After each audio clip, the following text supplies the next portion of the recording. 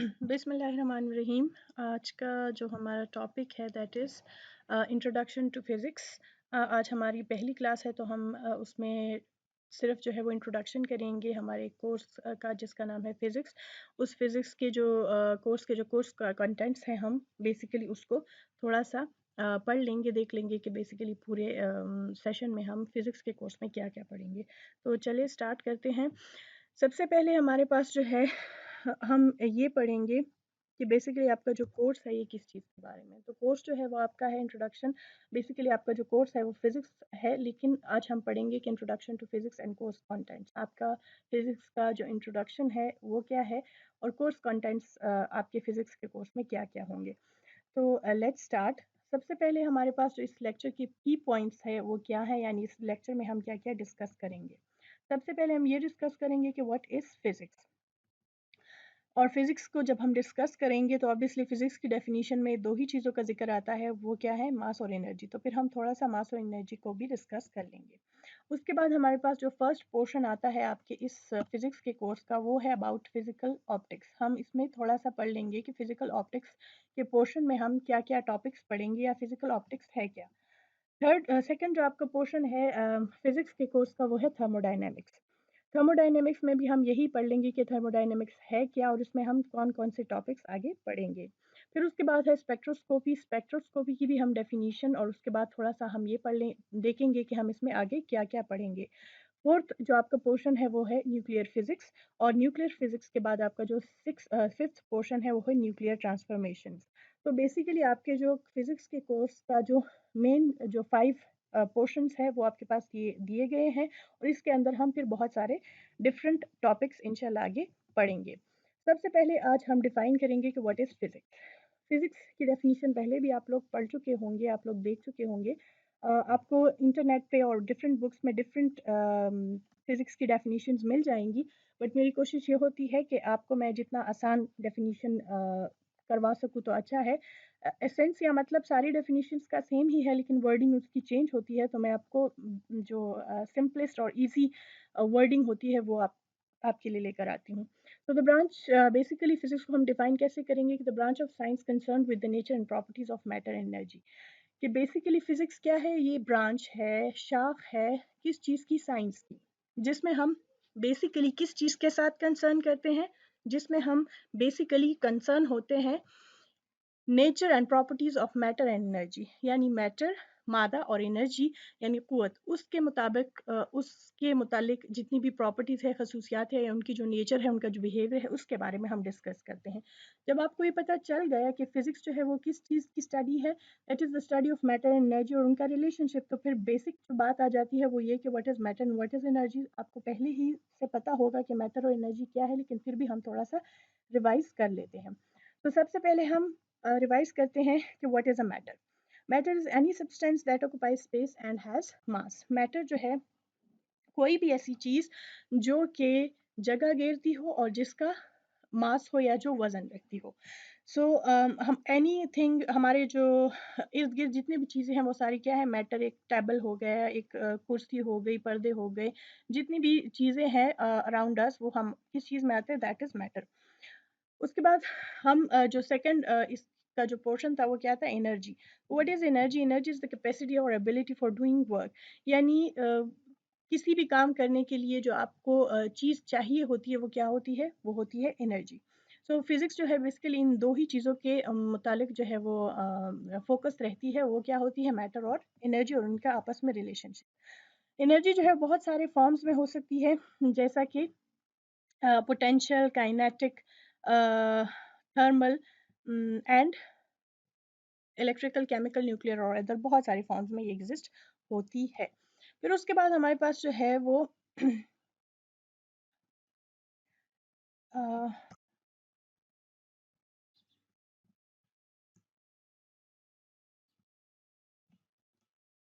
अच्छा, उसके बाद हमारे पास आ जाता है फिजिकल ऑप्टिक्स। हमारा जो फर्स्ट पोर्शन होगा इस कोर्स में वो होगा किस चीज़ का, फिजिकल ऑप्टिक्स का। फिजिकल ऑप्टिक्स के पोर्शन में हम बहुत सारे टॉपिक्स पढ़ेंगे। तो सबसे पहले आप ये जान लें कि what is physical optics. Physical optics is the study, ये बेसिकली फिजिक्स की एक ब्रांच है जिसमें हम स्टडी करते हैं क्या, is the study of the physical properties and behaviour of electromagnetic waves and there interaction with matter. इसमें हम इलेक्ट्रोमैग्नेटिक वेव्स की प्रॉपर्टीज, उसके बिहेवियर और उसका जो इंटरेक्शन है या उसका जो रिलेशनशिप है विद द मैटर, हम वो डिस्कस करते हैं। अब मेन क्वेश्चन यहाँ पे ये आ जाता है कि मैटर तो ऑलरेडी डिस्कस हो चुका, व्हाट इज़ मैटर, लेकिन आपके जहन में यही सवाल जो है वो आएगा कि व्हाट इज़ इलेक्ट्रोमैग्नेटिक वेव। तो इलेक्ट्रोमैग्नेटिक वेव्स फिलहाल के लिए जो है वो हम डिस्कस नहीं करेंगे, क्योंकि इस पे हमारा जो पूरा कोर्स है वो इलेक्ट्रोमैग्नेटिक वेव्स पे ही बेस करता है। आज आप सिर्फ ये याद रखिए कि आपके फिजिक्स के कोर्स में एक पोर्शन है फिजिकल ऑप्टिक्स, जिसमें आप पढ़ेंगे इलेक्ट्रोमैग्नेटिक वेव्स और मैटर के दरमियान का रिलेशनशिप या उनके दरमियान की इंटरेक्शन। तो वही बात है कि इलेक्ट्रोमैग्नेटिक वेव्स क्या है। अगर हम इस पे चले जाएंगे तो फिर ऑब्वियसली हमारा जो है कोर्स कंटेंट्स रह जाएंगे। आज हम सिर्फ पढ़ेंगे कोर्स कंटेंट्स के बारे में। और आप सिर्फ ये याद रखिए कि आपने आपके कोर्स के कंटेंट्स का जो फर्स्ट पोर्शन है उसमें है फिजिकल ऑप्टिक्स। और फिजिकल ऑप्टिक्स में आप बहुत सारे जितना भी जो भी टॉपिक्स होंगे वो सारे इलेक्ट्रोमैग्नेटिक वेव्स के बारे में ही होंगे, तो वो हम इंशाल्लाह इस पोर्शन में डिटेल में डिस्कस करेंगे। फिर सेकंड पोर्शन आपका आ जाता है थर्मोडायनेमिक्स। ये याद रखिए कि थर्म का मतलब क्या होता है, हीट। तो थर्मोडायनेमिक्स नाम से ही पता चलता है कि ये एक ऐसी ब्रांच ऑफ फिजिक्स है जिसमें हम किस चीज़ को डिस्कस करेंगे, हीट को डिस्कस करेंगे। सो अब इसको डिफाइन भी कर लेते हैं। Thermodynamics is a branch of physics that deals with relationship between heat and other forms of energy. अब इसमें बेसिकली होता क्या है कि इसमें हम हीट और other forms of the energy, जो कि पहले मैं आपको बता चुकी हूँ कि इलेक्ट्रिकल है, काइनेटिक है, पोटेंशियल है, केमिकल है, वगैरह वगैरह। तो किस तरह से हीट एनर्जी को हम बाकी फॉर्म्स ऑफ एनर्जी में कन्वर्ट कर सकते हैं, किस तरह से हम इनका जो रिलेशनशिप है या इनका जो इंटरेक्शन है वो किस तरह से हम इसको स्टडी करेंगे, किस चीज़ में, थर्मोडाइनमिक्स में।